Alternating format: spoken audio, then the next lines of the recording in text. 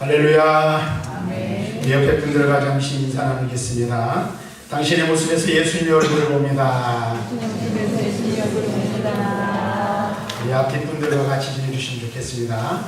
당신이 있어서 참 행복합니다. 당신이 있어서 참 행복합니다. 참 잘 오셨습니다. 잘하셨습니다. 할렐루야. 네, 오늘 또 성가대가 저번에 인원이지만은 하나님 앞에 찬양을 잘 드려주셔서 감사합니다. 여러분들이 이렇게 빠지다 보니까 오늘 자리는 빈약했지만 하나님께서 찬양을 통해서 영광 받으신 줄로 믿습니다. 그리고 또 오늘 저희 교회 처음 오신 분도 계시고 이렇게 잠시 들렸다가 오랜만에 오신 분도 계신데 우리 교회 오늘 함께 참석하여 예배로 영광 드리는 우리 모든 분들께도 예수님의 이름으로 환영하고 축복하며 감사를 드리고 하나님께 영광을 돌려드립니다.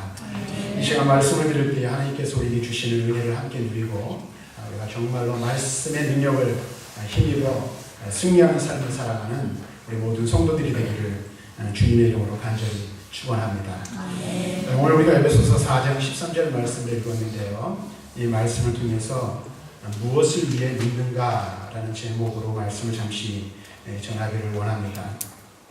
아마도 이제 오늘과 다음 주 두 번에 나눠서 말씀을 전하려고 하는데요. 우리 모두는 이 시간 예수를 믿고 구원받아 하나님의 거룩한 백성이 되었기에 이 자리에 나와서 우리가 살아계신 하나님을 예배하는 줄로 믿습니다. 그래서 우리 자신을 가리켜 하나님의 백성이다, 하나님의 자녀다, 또는 그리스도인이라고 말합니다. 뿐만 아니라 우리는 믿음을 가지고 있기에 믿음으로 살아간다 라고 우리는 말합니다. 그런데 우리는 우리 자신에게 한번 질문을 던져볼 필요가 있는 것 같습니다.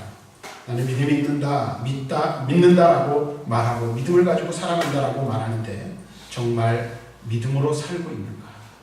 정말 믿음대로 살고 있는가를 함께 생각해 볼 필요가 있습니다. 혹시 우리가 말하는 이 믿음은 그저 우리를 아름답게 포장하기 위한 껍데기뿐은 아닌지를 생각해 보자는 것입니다. 다시 말하면 오늘날 이 시대를 살아가는 많은 그리스도인들 중에 믿음 가지고 살아가고 믿음으로 살아간다고 말하지만 믿음이 목적이 아니라 믿는 자에게 따라오는 부수적인 것들에 마음을 빼앗긴 채 살아가는 이들이 적지 않게 많이 있다는 사실입니다. 그래서 우리가 믿음을 가지고 살아가는 것 같지만 때때로 우리 자신을 돌아보면 우리의 속사람을 살펴보면 믿음을 위해서 믿음을 따라 살아가는 것이 아니라 그 믿음으로 얻게 되는 부수적인 것들을 추구하며 살아가는 어리석은 이 가운데 빠져 있음에도 불구하고 그것을 깨닫지 못하는 경우가 너무나도 많이 있다라는 것입니다.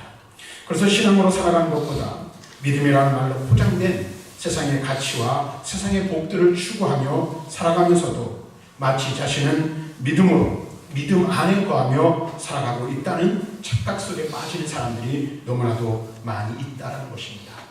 오늘 여기 있는 우리는 오늘 나 자신은 과연 어떠한지 한번 살펴볼 필요가 있다는 것입니다. 내가 정말로 믿음의 반석이 굳게 서 있는가? 믿음을 따라 온전한 삶을 살고 있는가? 믿는 자다운 삶을 살아가고 있는지 우리는 한번 생각해 보아야 한다는 것입니다. 그 중에 가장 중요한 것 중에 하나가 바로 분량에 관한 문제인 것 같습니다. 우리가 이 세상을 살아가면서 행복하다라고 느낄 때가 언제입니까? 어떤 때 여러분들은 가장 행복하다라고 생각을 합니까? 내가 바라는 것, 내가 원하는 것, 내가 소유하고 싶은 것을 온전히 소유할 때, 내가 바라는 것을 성취할 때에 우리는 왜 행복하다라고 여기고 그렇게 생각하는 것일까요? 한번 곰곰이 생각해 보시기를 바랍니다. 왜 모든 것을 가져야만 행복하다고 느끼는 것인지를 생각해 보아야 한다는 것입니다. 사실 우리가 이 세상을 살아가면서 고민하고 힘들어하는 것은 제가 한번 여러 번 그런 말씀을 드렸는데 정말로 없어서 그런 것이 아니라는 사실을 우리는 모른 채 살아가고 있다라는 것입니다. 우리는 사실 우리가 생각하는 것보다 어떻게 보면 더 많은 것을 가지고 더 많은 것을 누리며 살아가고 있는지도 모르겠습니다. 그런데 이 부유함이라는 것, 만족함이라는 것이 오늘 어때요? 우리들이 가지고 있는 것에 만족하고 바울처럼 자족하는 삶을 살아야 하는데 이것을 상대방과 비교하여 상대평가하다 보니까 스스로 부족하다, 모자르다, 없다 라는 생각을 가지고 그 생각에 매여 살아갈 때가 너무나도 많이 있다는 것이죠. 그래서 단순하게 비교하면 옆집에 사는 사람과 비교할 때 내가 받는 월급이나 내가 벌어들이는 소득이 적을 때 우리는 상대와 비교해서 내가 벌어들이는 것이 내가 가진 것이 적다라고 생각을 합니다. 또 다들 많은 분들이 연세 드셨지만은 그래도 우리 젊은 분들을 보면 자녀들이 있잖아요. 자녀들도 마찬가지. 저도 어린 자녀가 있습니다만은 다른 자녀와 비교하여서 내 자녀가 성적이 좀 앞서가지 못한다든지 내 자녀가 다른 자녀들보다 싹싹하지 못한다든지 내가 볼 때 잘난 부분들이 그 다른 아이가 가지고 있는 장점이 내 자녀에게 없을 때 우리는 스스로 생각하기를 자녀들에 대해 부족함을 느끼고 모자람을 느낄 때가 많이 있다는 것이죠. 또 어떻습니까? 옆집 남편, 옆집 아내와 비교해서 내 남편의 장점을 우리가 바라보고 그것을 생각하고 고마워하고 감사하기보다는 어때요? 내 남편이 못하는 걸 옆집 남편이 잘하면 왜 이렇게 시기심이 생기고 남편이 지질이 궁상으로 보이는지 모르잖아요. 그렇죠? 아내도 마찬가지라고 생각을 합니다. 근데 여러분 생각해 보십시오. 도시에 사는 사람들은 어떻게 해요? 더 비싼 동네, 더 좋은 동네, 더 아파트가 값이 나가고 가치가 높아지는 곳에 살 때 그 사람과 비교하여 나는 내가 사는 동네나 내가 사는 아파트나 내가 가지고 있는 주택이나 내가 가지고 있는 토지가 상대와 비교할 때 적을 때, 적게 느껴질 때, 가치가 덜하다고 느껴질 때 우리는 다른 사람들보다 못 살다, 불행하다 그렇게 생각하는 경우들이 많이 있다는 것입니다. 그런 것들 때문에 우리는 어떻게 해요? 내가 가지고 있는 것, 내가 지금 누리고 있는 것, 내가 지금 받은 것들에 대한 진짜 가치를 알지 못하고 감사하지 못할 때가 너무나도 많이 있다는 거예요. 오늘 이 모든 것들이 충족될 때에 과연 우리는 정말로 행복할 수 있을까? 다른 사람보다 더 많이 가질 때, 다른 사람보다 더 많이 누릴 때, 다른 사람이 소유하지 못하는 것을 나만이 소유할 때 우리는 정말로 행복할 수 있을까? 만족함을 누릴 수 있을까? 우리는 생각해 보시려야 할 줄로 믿습니다. 그러니까 여러분 한번 생각해 보세요. 더 많이 가졌다고 행복한 건 아니잖아요. 더 가치 있는 것을 가지고 있다고 해서 내가 그 사람보다 나은 것이 아닌데도 불구하고 그것에 비교하여 우리는 스스로 우리 자신의 가치를 폄하할 때가 너무나도 많이 있다라는 것입니다. 사실 저에게 형편보다 마음을 조금만 더 가난하게 여기면, 마음에 조금만 더 가난한 마음만 가지고 있다면 우리는 한 가지만 가지고 있어도, 다른 사람이 10가지, 100가지를 가지고 있다 할지라도 단 한두 가지만 가지고 있어도 행복할 수 있는데 그 가난한 마음을 갖지 못해서 어떻게 해요? 참된 행복을 누리지 못하고 진정으로 가치 있는 삶을 살지 못할 때가 너무나도 많이 있다는 거예요. 그래서 우리는 예수님의 말씀에 귀를 기울여야 합니다. 주님이 우리에게 무엇을 말씀하십니까? 오늘 복되도다 심령이 가난한 자요, 복되도다 애통하는 자요, 복되도다 온유한 자요, 복되도다 의에 줄이고 목마른 자요라고 말하고 있습니다. 심령이 가난한 자, 그가 복이 있다고 우리 예수님께서 우리에게 말씀해 주고 있습니다. 근데 여러분 어떻습니까? 여러분 정말로 이 말씀처럼 이 말씀대로 믿으며 살아가고 있습니까? 아니면 예수님의 말씀은 이거는 우리가 도저히 지킬 수 없는 말씀이야, 우리와 상관없는 말씀이야, 우리에게는 이 말씀을 적용하기에 저 무리가 있어 라고 항변하며 하나님 앞에 서 있지는 않습니까? 그런데 여러분 한번 생각해 보십시오. 태초부터 영원까지, 어제도 오늘도 그리고 내일도 동일하신 하나님을 믿고 따르는 자라면 우리는 주님의 말씀이 오늘 우리에게 주어진 말씀임을 인정해야 한다라는 것입니다. 여러분 잘 들으시기 바랍니다. 소유의 분량을 따지는 물질주의가 신앙의 영역, 믿음의 영역에 들어올 때 그것은 기복신앙으로 변질되어져 버린다는 사실을 분명히 알아야 한다는 것입니다. 그래서 돈 많이 벌고 좋은 집 사고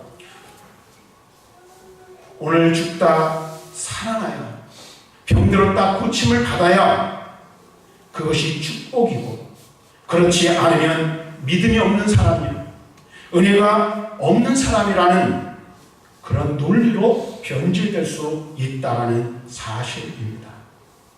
이런 것들은 성경의 근거한 기독교 신앙이 아니라 성경을 빙자한 기독교 이단이 될 수 있다는 사실을 우리는 분명히 깨달아야 하는 것입니다. 근데 오늘날 이 시대를 살아가는 그리스도인들이, 여기는 저도 포함해서 마찬가지예요. 오늘날 우리가 한국교회의 성도들을 바라볼 때 지금까지 그와 같은 오류에 빠져서 믿음 생활해온 경우가 너무나도 많이 있었다는 것이죠. 이 같은 무서운 오류에 빠지지 않기 위해서 우리는 분량이 아니라 목적이 무엇인지를 분명히 알아야 한다는 것입니다. 다시 말하면 내가 왜 믿는지, 무엇을 믿는지, 어떻게 믿어야 하는지 우리는 분명하게 알아야 한다는 것입니다. 사실 기독교인들이 경건 생활하고 믿음의 삶을 살아가는데 필요한 것들이 참 많이 있습니다. 그런데 우리는 때때로 어떤 오류에 빠지냐면 정말로 그것을 통해서 하나님이 우리에게 바라시고 우리에게 원하시는 것을 놓친 채 그 주변에 있는 것들에 우리의 마음을 빼앗기고 우리의 시선을 빼앗길 때가 너무나도 많이 있다라는 것입니다. 그 중에 하나가 바로 기도 생활이에요. 물론 기도를 많이 해야 돼요. 저도 요즘 기도하는데 우리 한 사람 새벽기도 나오시는 분들 한 사람 한 사람이 기도의 불꽃이 되어서 우리 교회가 기도의 불길을 번지기를 원하고, 우리 교회와 성도들이 열정적으로 기도하는 것, 그런 교회가 되기를 바라는 마음이, 간절한 마음이 목사의 마음이 있어요. 그런데 여러분 보세요. 기도를 얼마나 많은 시간 했는가? 그것이 과연 중요할까요? 기도하는 목적, 또 기도하는 그 내용에 무엇이 담겨져 있는지가 중요하다는 사실을 우리는 잊어버리고 잃어버린 채 우리는 기도에 헛된 어떤 잘못된 기도를 드릴 때가 너무나도 많이 있다는 거예요. 많은 시간 기도하고 오랜 시간 기도하는 것이 중요한 것이 아니라 오늘 얼마나 그 기도를 통하여 하나님 앞에 가까이 나아가고 있는가, 하나님과 친밀한 교제를 나누고 있는가가 무엇보다도 중요하다는 사실을 분명하게 깨달아야 돼요. 그래서 제가 예전에 한번 그런 말씀을 드렸죠. 기도라는 것이 과연 무엇인가? 여러 가지 많은 정의를 내립니다. 근데 여러분, 기도라는 것은요, 하나님의 뜻에 굴복하는 거예요. 하나님의 뜻에 복종하는 거예요. 하나님 앞에 내 사정과 형편을 아뢰는 요소도 있지만은 기도함을 통하여 주님과 친밀한 교제를 나누고 나를 향하신 하나님의 거룩하신 뜻을 깨달아 그 뜻 앞에 순종하겠다라고 고백하며 나아가는 것이 바로 기도예요. 근데 대부분의 많은 사람들이 기도를 무엇으로 활용합니까? 어떤 도구로 사용합니까? 내 소원을 아뢰는, 마치 내가 이 자판기에 동전을 넣고 버튼을 누르면 거기서 내가 원하는 물건이 나오는 것처럼 하나님을 마치 그런 영적인 자판기 취급을 하면서 내가 아뢰고 기도하기만 하면 하나님은 다 들어주시는 거예요. 물론 그런 요소도 있죠. 근데 그렇게만 생각하며 기도의 삶을 사는 경우가 있다는 것이죠. 그래서 기도를 얼마나 많이 하는가 보다 어떤 목적으로 어떤 내용을 가지고 하나님 앞에 기도하며 나아가 하나님의 뜻에 복종하고 하나님의 뜻을 삶을 통하여 실현하는가가 보다 더 중요하다는 사실을 우리는 분명히 알아야 된다는 거예요. 오늘 이 시간 우리가 예배 자리에 나와 있어요.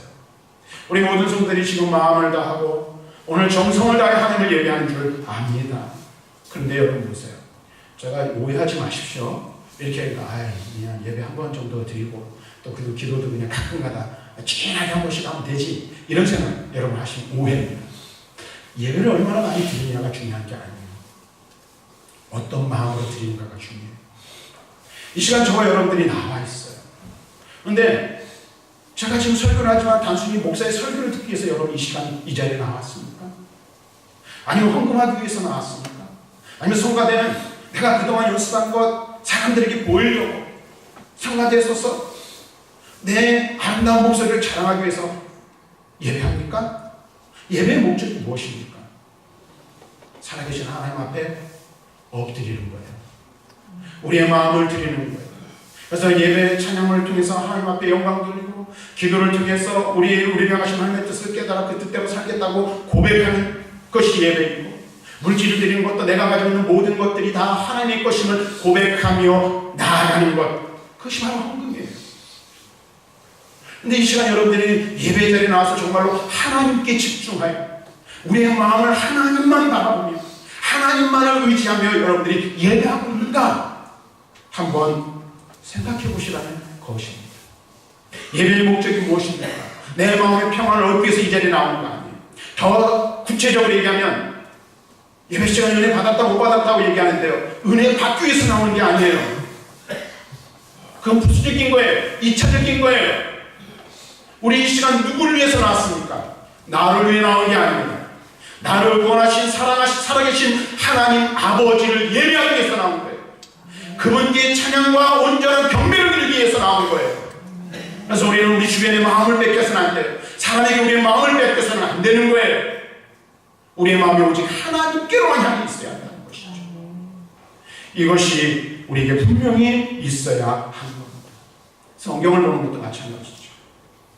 물론 성경을 많이 보아야 하고 제가 성경을 보는 것들을 많이 강조합니다. 그런데 얼마나 많은 양의 성경을 읽었느냐가 정말로 중요할까요? 만약에 우리가 성경을 읽고도 그 말씀 가운데 기록된 것을 하나님의 말씀으로 내 마음에 받아 그것을 삶을 통해서 실천하지 않고 순종하지 않는다면 저 산속에 있는 절간에 가서 불경을 외우는 것과 무엇이 다릅니까? 아무 의미도 아무 소용도 없다는 거예요. 하나님의 말씀이 내 마음에 육화되어 내 마음 가운데 하고 내 심령을 변화시키고 내 삶을 새롭게 하시는 은혜의 역사가 없다면 말씀을 얼마나 많이 읽었느냐 얼마나 많이 들었느냐가 아무 의미도 없고 아무 소용도 없다는 거예요. 말씀을 읽었습니까? 이 시간 하나님의 말씀을 듣고 있습니까? 그 다음에 그 말씀대로 살려고 몸부림침이 있어야 되는 거예요. 말씀 앞에 철저히 순종하고 말씀대로 살겠다고 다짐하고 또 결심하며 주님 앞에 고백함이 있어야 하는 거예요. 이것이 없다면 하루에 수십 장 수백 장을 읽는다 할지라도 성경을 1년에 몇 독을 하고 내 평생에 성경을 몇 번을 읽었다 할지라도 그것이 과연 참 살아계신 하나님의 말씀으로 역사하겠는가 하는 겁니다. 제가 무슨 말씀을 드리는지 여러분들 참 이해하십니까? 신앙생활도 마찬가지예요. 제가 늘 죄송하지만 우리 교회 사랑 성도들에게 말씀을 전할 때마다 가끔가다 자주죠. 가끔이 아니라 그래요. 얼마나 오래 믿었느냐가 중요한 것이 아니라는 말씀을 드립니다. 목사, 장로, 권사, 집사, 이 직분이 아무것도 아니에요. 가장 존귀한 직분은 뭐라고요? 성도라는 직분이에요. 성도. 여러분, 성도라는 그 말의 의미가 무엇입니까? 거룩하게 구별된 사람이에요. 그렇죠? 수십 년 교회를 다니고 교회 문지방을 밟아서 그 문지방을 반짝반짝하게 만들었지라도 그 마음 가운데 그리스도의 말씀과 하나님의 은혜로 변화되어 하나님의 거룩한 백성으로서의 온전한 삶을 살아가는 삶의 변화된 모습이 없다면 하나님 앞에서 하나님의 거룩한 백성으로서 하나님의 영광을 드러내며 하나님의 백성다운 삶을 살아내는 삶의 모습이 없다면 우리가 오랫도록 교회 다닌 것이 무슨 의미가 있고 무슨 소용이 있겠습니까? 내가 목사가 되었어요. 목사가 되어도 말씀 앞에 서서 말씀 앞에 순종하고 말씀대로 살지 않고 목사다운 삶을 살지 않는다면 목사라는 직분이 내게 무슨 의미가 있겠습니까?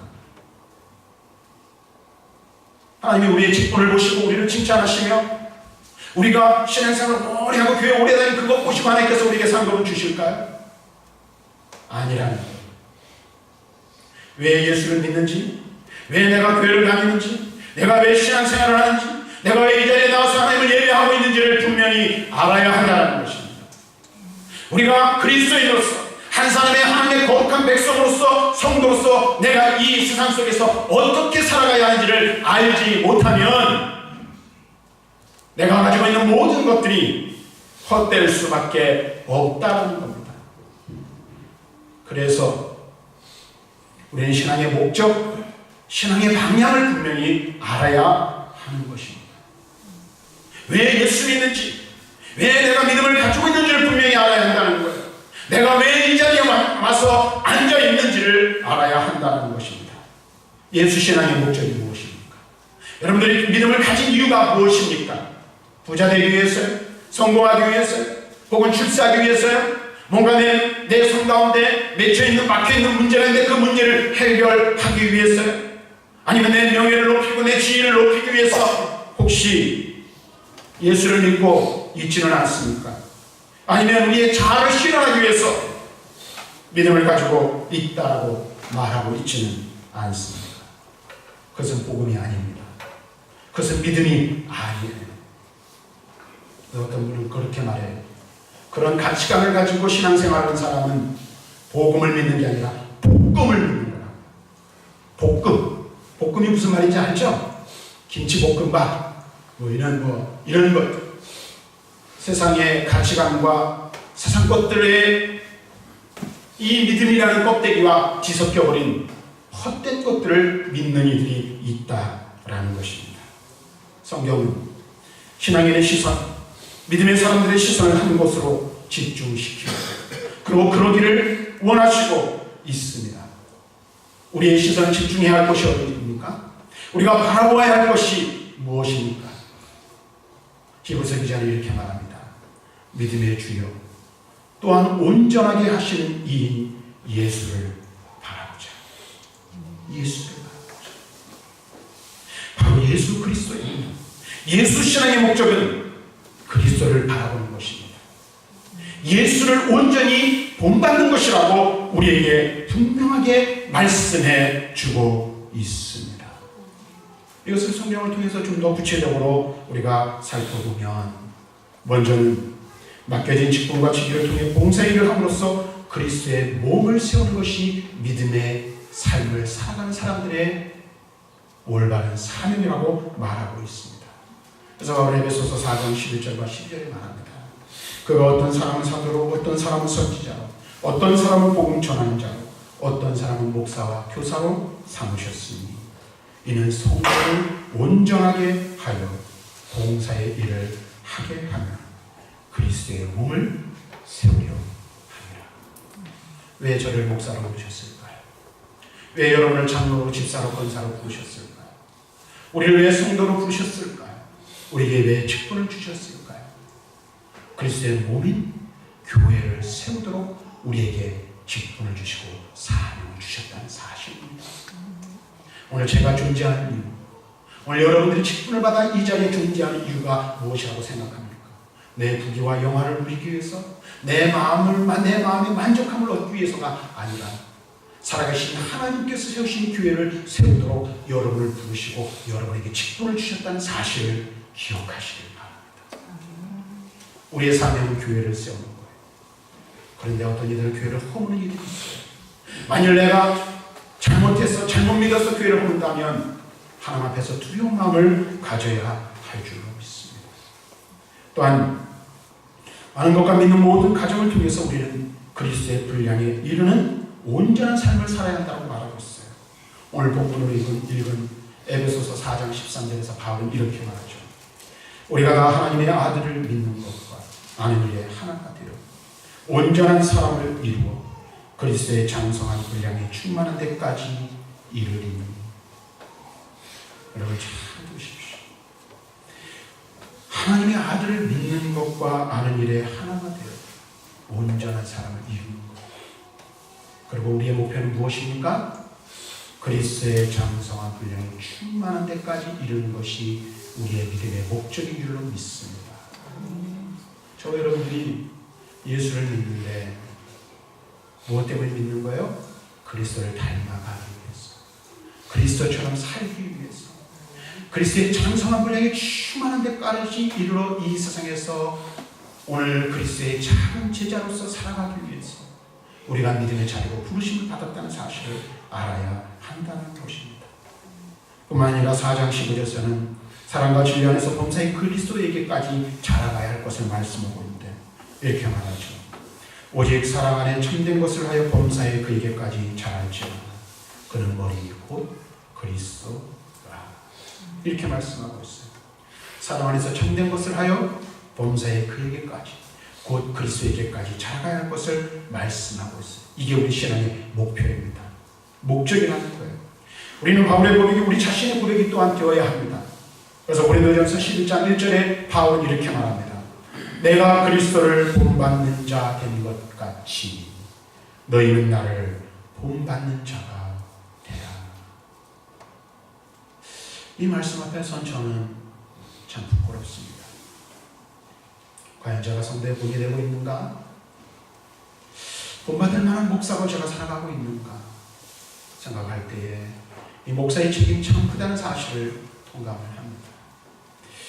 제가 지난주 중에 우리 권사님, 우리 유집사님 장례를 치르고 또 그 다음에 서지에 잠시 잠깐씩 앉아서 책을 보는데 한국교회 침체에 관한 그런 이제 월간 단체를 보면서 그 부분들을 기획된 기사들을 보면서 많은 생각을 했습니다. 그래서 그거를 보면서 하나 마음에 큰 도전을 받은 것은 목사의 영성이 곧 교회의 영성이라는 말이었습니다.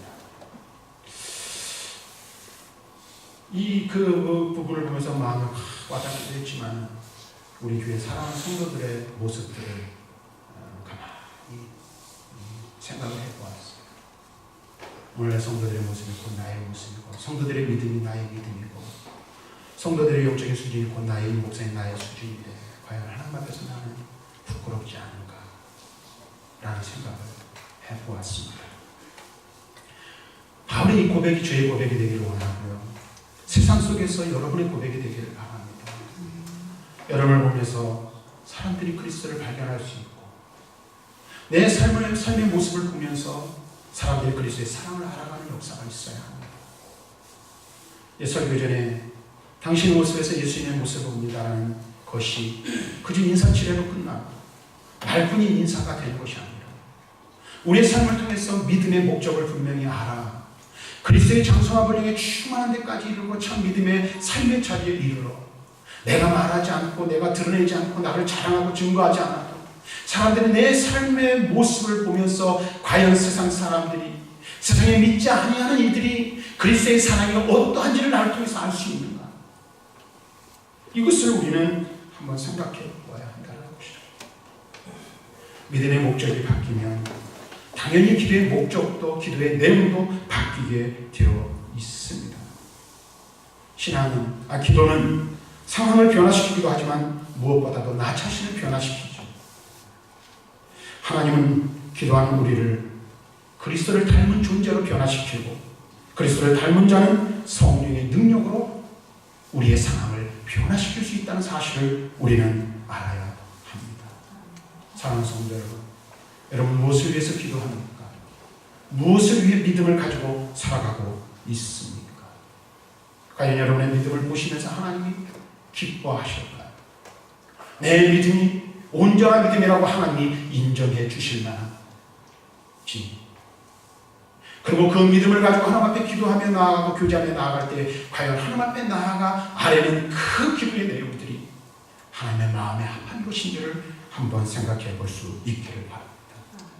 믿음의 목적이 바뀌면 기도의 내용도 바뀌고 기도의 내용이 바뀌어 하나님이 그 기도를 기뻐 받으시면 우리의 삶의 환경이 분명하게 변화되어질 수 있다는 사실을 기억하시고 우리의 신앙의 목적을 다시 한번 점검해 보면 내가 하나님 앞에서 어떤 모습으로 서서 믿음의 삶을 살아가고 있는지를 점검하는 그런 은혜가 있기를 주님의 이름으로 간절히 축원합니다.